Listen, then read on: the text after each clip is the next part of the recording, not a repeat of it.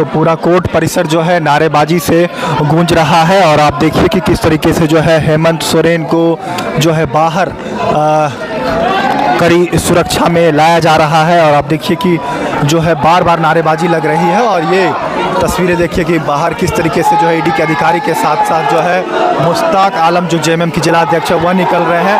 और ये देखिए बाहर हेमंत सोरेन निकलते हुए और इस तरीके से जो है तमाम जितने भी कार्यकर्ता हैं ईडी के वह आप देख रहे हैं कि नारेबाजी लगा रहे हैं। सीआईएसएफ की भारी सुरक्षा जो है तैनाती की गई है और आप देखिए किस तरीके से जो है उनको ईडी कोर्ट जो है ले जाया जा रहा है। और मुलाकात करने के लिए देखिए किस तरीके से जो है मुलाकात करने के लिए सभी एक झलक देखने के लिए जो है हेमंत सोरेन को और क्या कुछ कहना है इस पूरे मामले पर लेकर कार्यकर्ताओं का, यह भी हम बातचीत करने की कोशिश करते हैं कि कार्यकर्ताओं ने क्या कुछ। तो ये देखिए नारेबाजी जो है लगातार जो चल रही है और ये क्या कुछ कहना है वो बातचीत करने की कोशिश।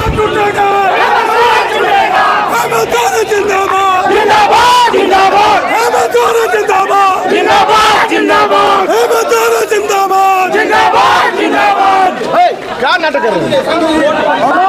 तो ये आप देख रहे हैं किस तरीके से तमाम जो ये अधिवक्ता है क्या कुछ कहना है वह भी हम बातचीत करने की कोशिश करेंगे। कार्यकर्ताओं से भी बातचीत करने की कोशिश करेंगे कि उनका क्या कुछ कहना है। और बार बार जो है नारेबाजी आपने देखा कि किस तरीके से की जा रही थी और उसके बाद क्या कुछ मुश्ताक आलम जो जिला अध्यक्ष हैं उनका कहना है। क्या कुछ कहा गया है ये बताइए। हेमंत सोरेन की तरफ से यही कहा गया है कि मुझे बेसमेंट में रखा गया है जहां धूप का और हवा पानी का वेंटिलेशन नहीं है, जिससे मुझे दिक्कत हो रही है, मेरा स्वास्थ्य में असर पड़ रहा है। यही बात उन्होंने कोर्ट में क्या कुछ कहा है? कोर्ट ने अपना फैसला वही दिया कि 5 दिन और रहेंगे। कुछ भी नहीं कहा कोर्ट ने, कुछ भी नहीं कहा, कुछ भी नहीं कहा उस पर। बेसमेंट को लेकर के कुछ नहीं कहा है कोर्ट ने। जमीन के लेकर के एविडेंस मांगा गया था, उनके पास कोई भी एविडेंस नहीं है। ये खाली खाना पूर्ति हो रहा है और मैं समझता हूं कि टाइम वेस्ट करने की बात हो रही है। दूसरे तरफ मैं यह आपके चैनल के माध्यम से ही अपने आदिवासी भाइयों को कहना चाहूँगा कि बहुत सारे भारतीय जनता पार्टी के नेता जो आदिवासी जमीन लेकर के और कब्जा किए हुए हैं और उस पर आलीशान मकान और महल बनाए हुए हैं, सभी आदिवासी भाई अपने अपने जमीन का खाता खतियान जमा करके और इसी ईडी के कोर्ट में जा करके डेली 500,000 की संख्या में जा करके आवेदन दें कि मेरी जमीन का भी लूट हुआ है। विभिन्न नेताओं के द्वारा इन पर कार्रवाई होनी चाहिए। कितने दिन का का दिया है। हम लोग को माननीय न्यायालय पे पूरा भरोसा है कि जेल का ताला टूटेगा और हेमंत भैया छूटेगा। इसके अलावा हम लोग और कुछ अभी नहीं कर सकते। बस हम लोग को भरोसा है पूरा माननीय न्यायालय का कि आने वाले दिनों में हम लोगों को न्याय मिलेगा। विधानसभा में जैसे वो कहे कि कोई कागज, नो कमेंट, इस पर कुछ हम लोग नहीं कर सकते। इस तरह से होना ये सही नहीं है, इसलिए कि खुद जैसे कि सुनने में आया है कि न्यायालय ने 5 दिनों का उन्हें फिर से रिमांड पर दिया गया है।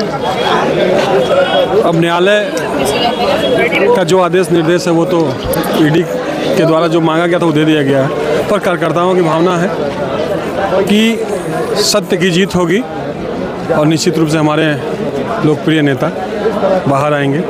यही आशा और विश्वास के साथ सभी कार्यकर्ता के साथ जुड़े हुए हैं। रिमांड इनको जो लिया गया था उस 5 दिन के रिमांड में बहुत नहीं के बराबर इनको पूछताछ किया गया और बेवजह का सिर्फ उनको वहाँ रखा जा रहा है। पूछताछ कम कर रहा है लेकिन समय व्यतीत कर रहा है और फिर 5 दिन का रिमांड।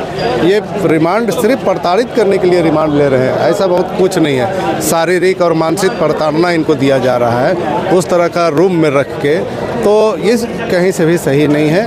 अगर इनको रिमांड में अगर उनको लेना ही था, रिमांड लिए भी तो जितना समय के लिए रिमांड लिए है उस पूरे समय का सदुपयोग होना चाहिए। उनसे पूछताछ करने के लिए रिमांड लिया गया है तो पूछताछ होनी चाहिए, ना कि सिर्फ ले जाके कमरा में अब डाल के रख दें और वो भी इस तरह का जहाँ कोई खिड़की नहीं, हवा आने का कोई जगह नहीं, वैसे रूम में सिर्फ बंद करके रख देना और पूछताछ के लिए रिमांड लिया जाता है। पूछताछ नहीं करके इस तरह से रख देना ये कहीं से भी उचित नहीं है। नया आधार बनाया ट्रांसफर पोस्टिंग